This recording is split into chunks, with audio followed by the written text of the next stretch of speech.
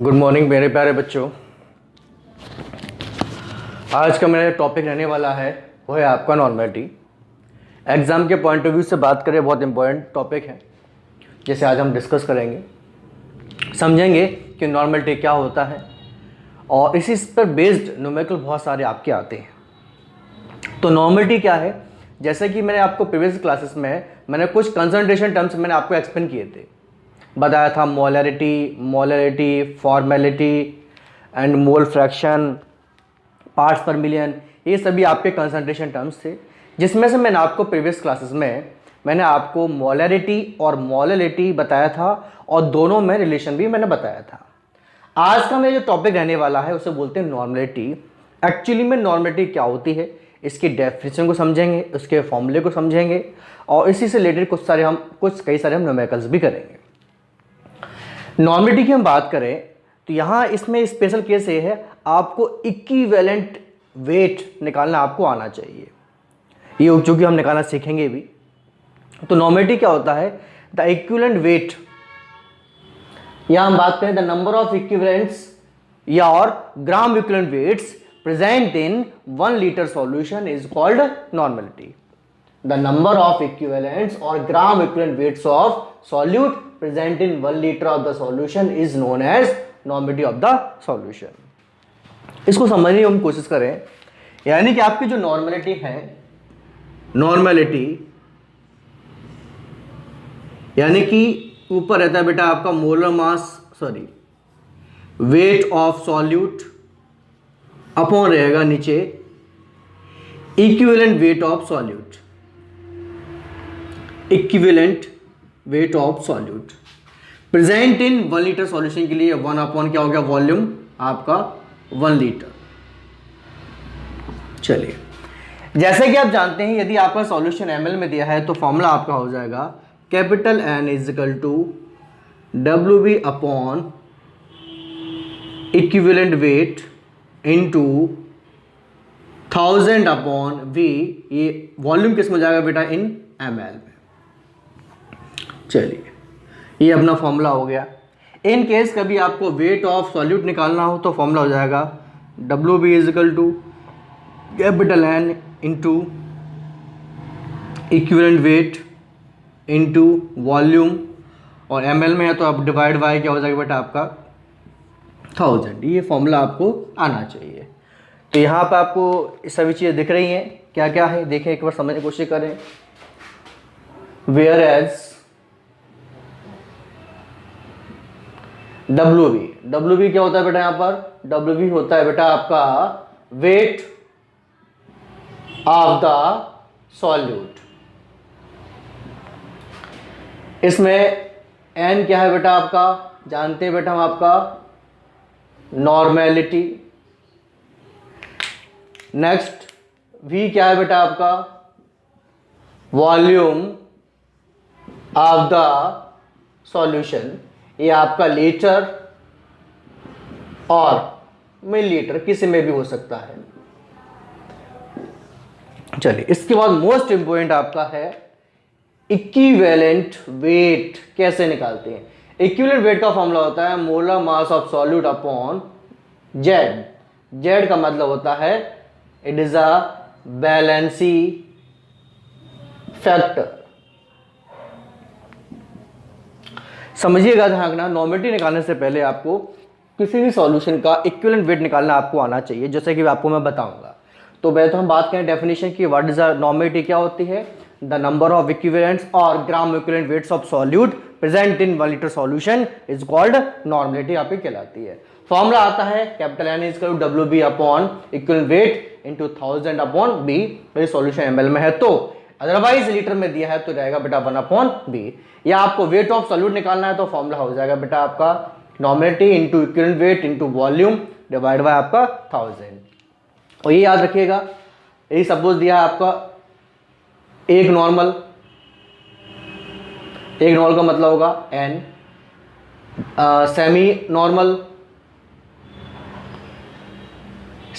का मीन्स बेटा होता है बेटा N/2। यदि यह क्वेश्चन में डेसी नॉर्मल को प्रिंट करते बेटा हम आपके n/10 से, ये दिया हो बेटा आपका सेंटी नॉर्मल, इसका मतलब होगा बेटा n/100, मीन्स ये एक नॉर्मलिटी की बात कर रहा है, ये 1/2 की बात कर रहा है, ये 1/10 की बात कर रहा है, ये 1/100 की बात कर रहा है। पहले तो आपको ये फॉर्मूला आपको आना चाहिए। अभी हम सीखेंगे कि इक्विवेलेंट वेट कैसे निकालते हैं। इक्विवेलेंट वेट की हम बात करें तो फॉर्मूला आपका है equivalent weight is equal to होता है बेटा आपका molar mass of the solute upon valency factor. जैसे रिप्रेजेंट कर सकते हैं हम आपके जेड से या एन से, जैसा आप चाहें। अब मेरे प्रॉब्लम आती है कि बैलेंसी फैक्टर क्या होता है। तो बैलेंस फैक्टर को समझने की कोशिश करते हैं क्या है। बैलेंसी फैक्टर मीन्स जेड, ये आपका एसिडिटी हो सकती है, ये आपका बेसिसिटी हो सकती है, या फिर आपके सॉल्ट सॉल्यूशन में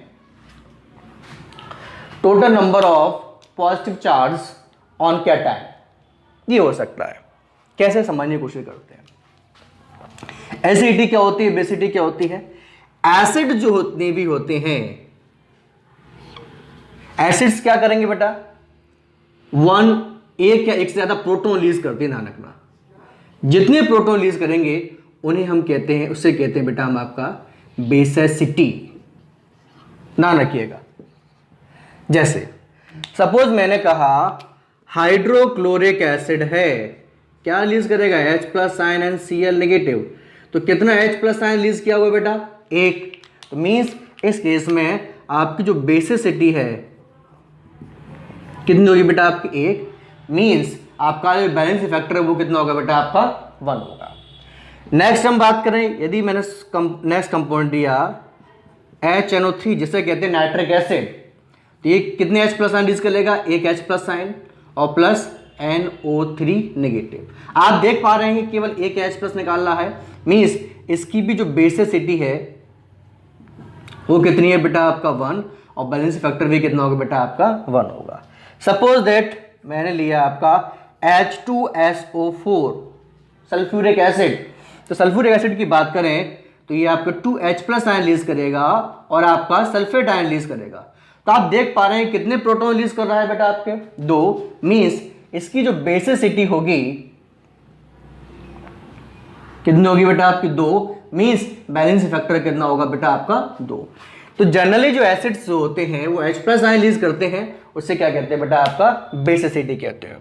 और कई बार एग्जाम में क्वेश्चन पूछा जाता है आपका, जो आगे चल के हम इनऑर्गेनिक केमिस्ट्री में पढ़ेंगे।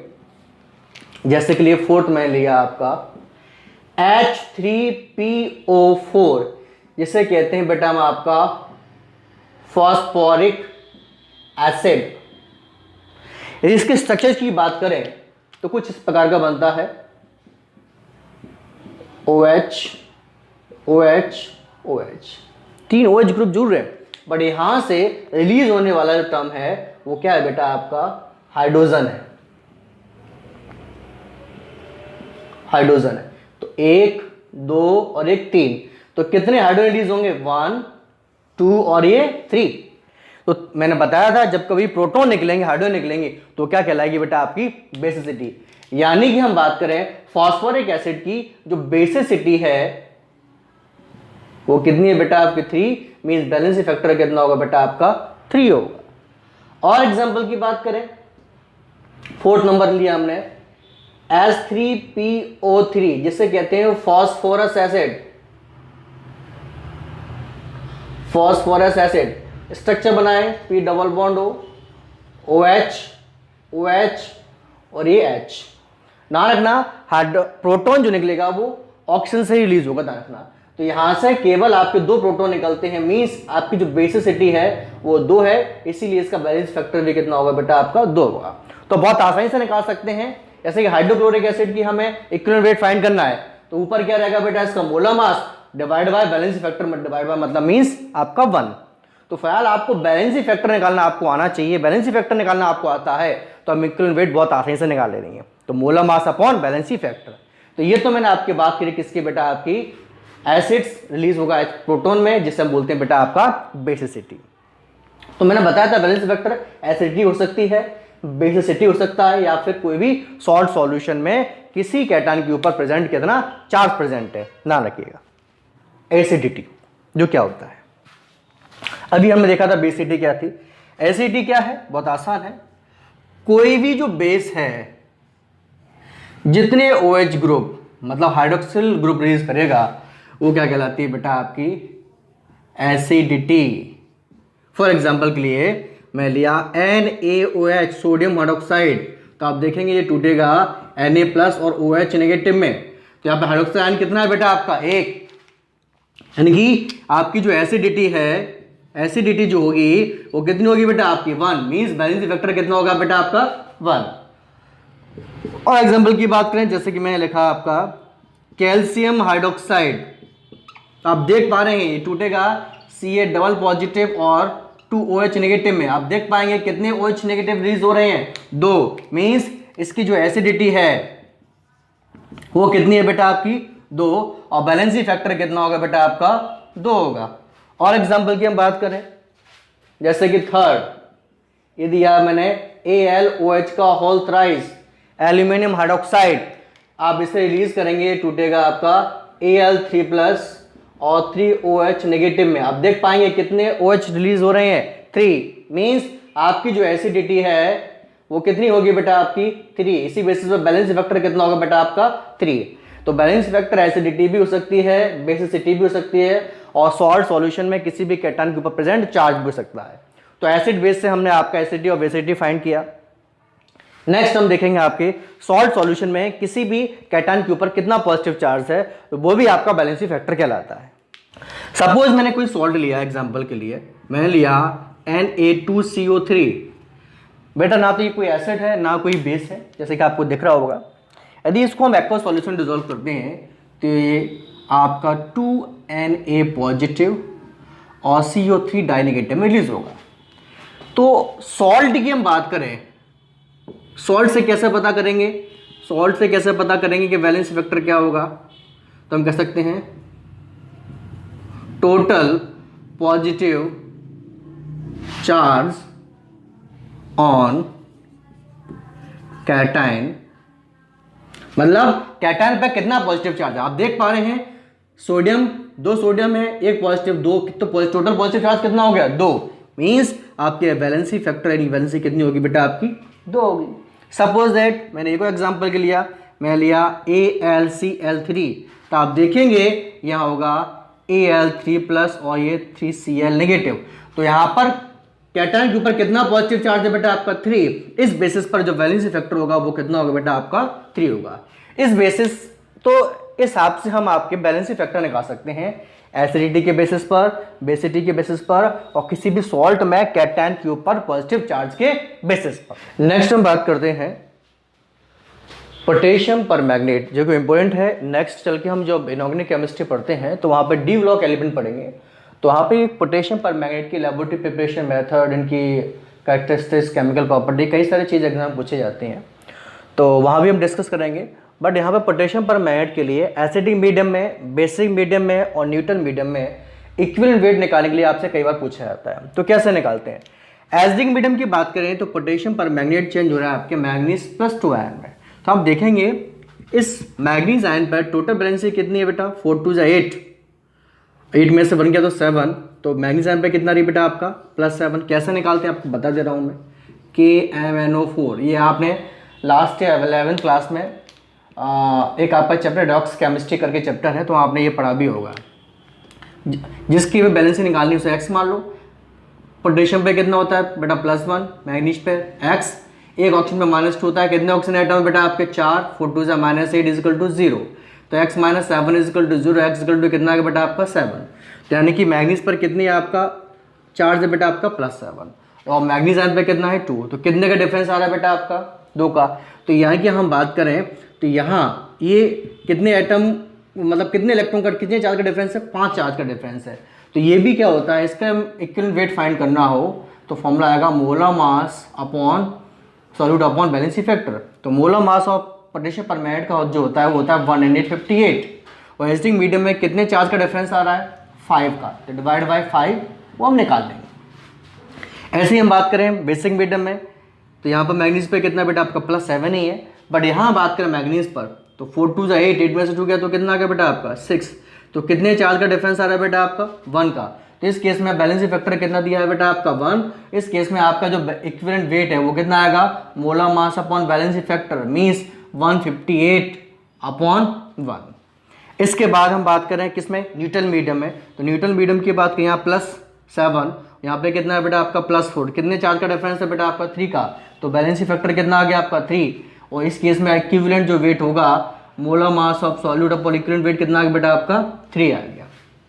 तो आपको पोटेशियम परमैंगनेट के लिए एसिडिक मीडियम में, बेसिक मीडियम में और न्यूट्रल मीडियम में आपको इक्विवेलेंट वेट निकालना आना चाहिए। एग्जाम आप भूल जाते हैं तो इसके लिए एक सिंपल सा कोड याद रखना, BAN बान अपॉन 153। इसका मतलब ये है कि बेसिक मीडियम में पोटेशियम परमैंगनेट के बैलेंसिंग फैक्टर कितना होता है 1। देखो बेसिक मीडियम में कितना आ रहा है आपका 1। A4 एसिडिक मीडियम में बैलेंसिंग फैक्टर कितना आ रहा है बेटा आपका 5, देखिएगा 5। N मतलब न्यूट्रल मीडियम बैलेंसिंग फैक्टर कितना आ रहा है बेटा आपका 3।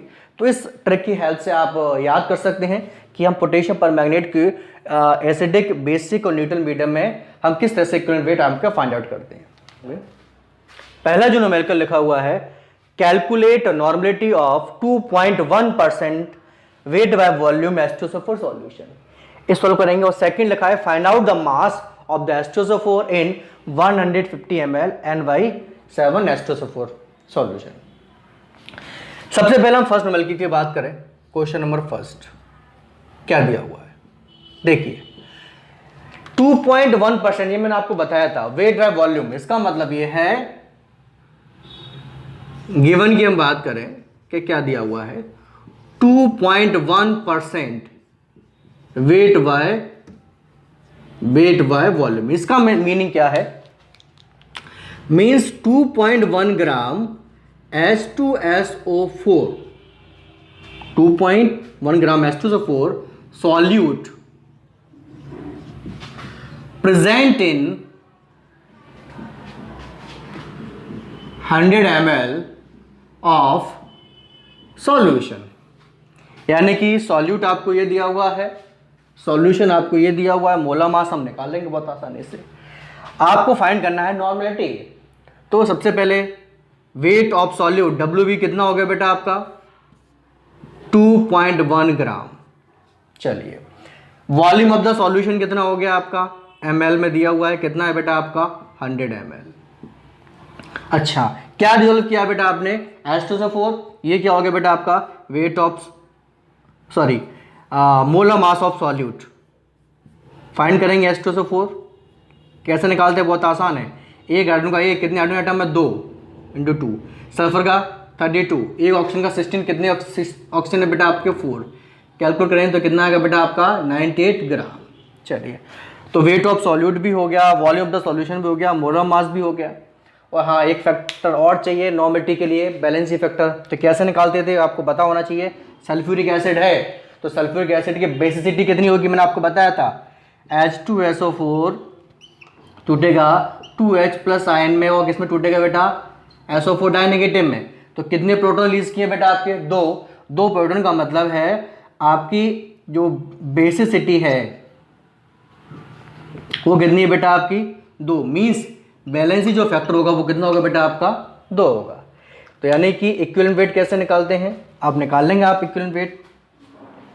देखिए फॉर्मूला क्या है बेटा आपका नॉर्मलिटी का, normality is equal to weight of solute upon equivalent weight into 1000 upon V in ml। तो इक्विवेलेंट वेट कैसे निकाला जाएगा बेटा आपका, मैंने बताया था molar mass of solute upon balance factor. Molar mass of solute कितना है बेटा आपका 98 पुट करो, बैलेंस फैक्टर कितना है बेटा आपका 2, कितना आ गया इक्विवेलेंट वेट बेटा आपका 49। वैल्यू पुट करो। WV कितना है 2.1, इक्विवेलेंट वेट कितना है बेटा आपका 49 इंटू 1000, और वॉल्यूम ऑफ द सॉल्यूशन कितना दिया है बेटा आपको 100 ml। डेसिमल घटाओ, एक जीरो बढ़ गया तो 1000 क्या हो गया बेटा आपका कैंसिल, क्या आ गया नॉर्मल इक्वल टू कितना आ गया 21 अपॉन आपका 49, 7 3 21, 7 3 7 7 जा 49, यानी कि आप वैसे तो 3/7 और डिवाइड देंगे तो 0.74 जा 28, 4 नॉर्मल सॉल्यूशन आएगा। ये हो गया आपका आंसर। क्वेश्चन आपको दिख रहा होगा, ये हम कर चुके हैं। Find out the mass of H2SO4 in 150 ml N/7 H2SO4। तो सबसे पहले मैंने पहले ही कहा है क्वेश्चन को सॉल्व करने से पहले आप देखिए गिवन क्या क्या है।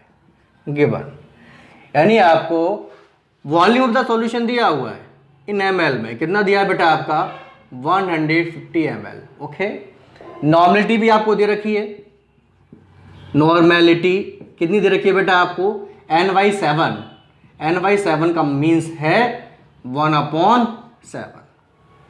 चलिए, और नेक्स्ट हम बात करें क्या दिया है बेटा आपको। हाँ, अब H2SO4 की हम इक्विवेलेंट हम निकाल सकते हैं, अभी हमने लास्ट निकाला भी था। तो इक्विवेलेंट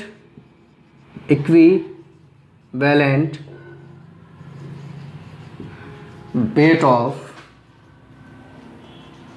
H2SO4, तो क्या आया था बेटा आपका फॉर्मूला क्या होता है molar mass upon valency factor. Molar मास कितना होता है H2SO4 का 98, वैलेंसी फैक्टर कितना होता है 2, कितना आएगा बेटा आपका 49। चलिए, अब क्या फॉर्मूले में वैल्यू पुट कीजिए, अपने पास फॉर्मूला है क्या है बेटा आपका normality is equal to WB upon equivalent weight into 1000 upon VmL। मैंने आपको बताया था वेट ऑफ सॉल्यूट निकालने के लिए आपको फाइंड क्या करना है वेट ऑफ सॉल्यूट। सीधा सा फॉर्मूला क्या बन जाएगा बेटा आपका WB is equal to normality into equivalent weight into volume of the solution divide by 1000। Value put कीजिए, नॉर्मलिटी कितनी दे रखी है बेटा आपको 1/7 इंटू इक्विवेलेंट वेट कितना है बेटा आपका 49, वॉल्यूम ऑफ द सॉल्यूशन कितना दिया है बेटा आपको 150 ml अपॉन क्या आ गया बेटा आपका 1000, 7 7 जा 49, मल्टीप्लाई करो 1050 डिवाइड बाय 1000, डिवाइड है तो कितना आ जाएगा बेटा आपका अबाउट 1.05 ग्राम। ये आ गया आपका वेट ऑफ सॉल्यूट। नेक्स्ट हम बात करते हैं स्ट्रेंथ ऑफ द सॉल्यूशन की। स्ट्रेंथ ऑफ सॉल्यूशन क्या है, कुछ नहीं है, the mass of solute in gram dissolve in 1 litre solution is known as strength of the solution. मतलब आपका जो सॉल्यूशन है वो लीटर में होगा और मास ऑफ सॉल्यूट किस में होना चाहिए बेटा ग्राम में होना चाहिए। इसे हम क्या कहते हैं स्ट्रेंथ ऑफ द सॉल्यूशन।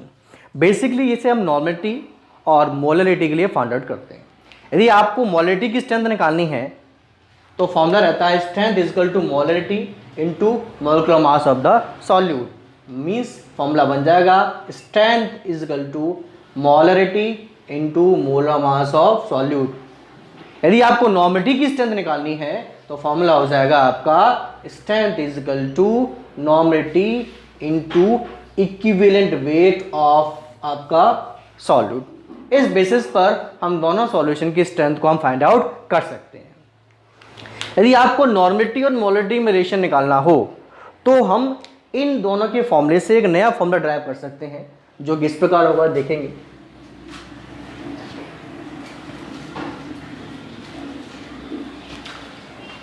देखिएगा, चलिए, जैसे कि आपको दिख रहा होगा स्ट्रेंथ दोनों की इक्वल दे रखी है। तो एक तरफ लिखा मैंने ना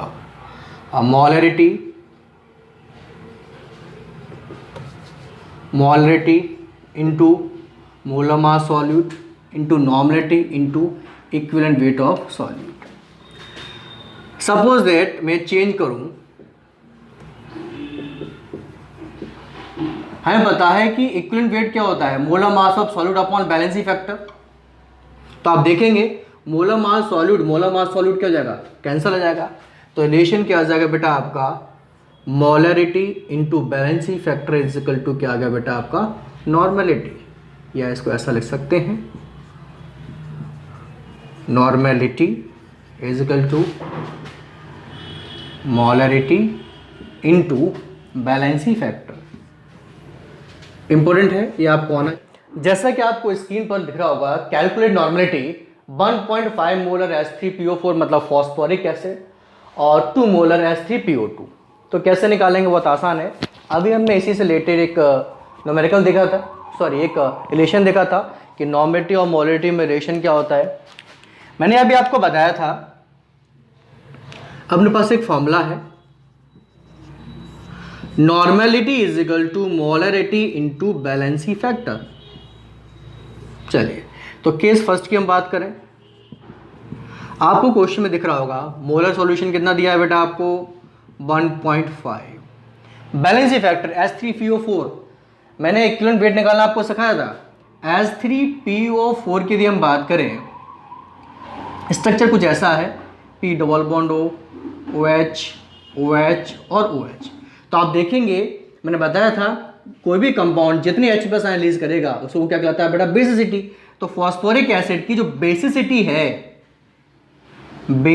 है वो कितनी है बेटा आपकी 3। और मैंने बताया था जितनी एसिडिटी या बेसिडिटी होती है वो कहलाता है बैलेंसिंग फैक्टर। कितना हो गया बेटा आपका 3, तो मल्टीप्लाइड बाय 3, तो मल्टीप्लाई किससे कितना आ गया 4.5 नॉर्मल। सिंपल सा क्वेश्चन था। सेकंड क्वेश्चन भी ऐसा ही हो जाएगा, आसानी से देखिएगा। केस सेकंड की हम बात करें, formula normality is equal to molarity into balancing factor. Molarity आपको दे रखी है कितनी बेटा आपको 2। बैलेंसिंग फैक्टर कैसे निकालना है, H3PO2 का आपको स्ट्रक्चर आना चाहिए। फॉस्फोर डबल बॉन्ड के साथ जोड़ेगा सबसे पहले एक, इतना ऑप्शन बचा एक, तो ये OH के साथ, बाकी H और ये H। और मैंने बताया था हाइड्रोजन वहाँ से निकलता है जहाँ से आपका ऑक्सीजन जुड़ा हुआ हो। इस केस में आपकी जो बेसिसिटी है वो 1 है, मीन्स बैलेंसिंग फैक्टर भी कितना होगा आपका 1 होगा। इस केसेस में आपकी जो नॉर्मेलिटी है वो कितनी आएगी बेटा आपकी 2 आएगी। तो ये रिलेशंस थे आपके नॉर्मेलिटी और मोलरिटी में, और उसी से रिलेटेड कुछ आपके न्यूमेरिकल थे।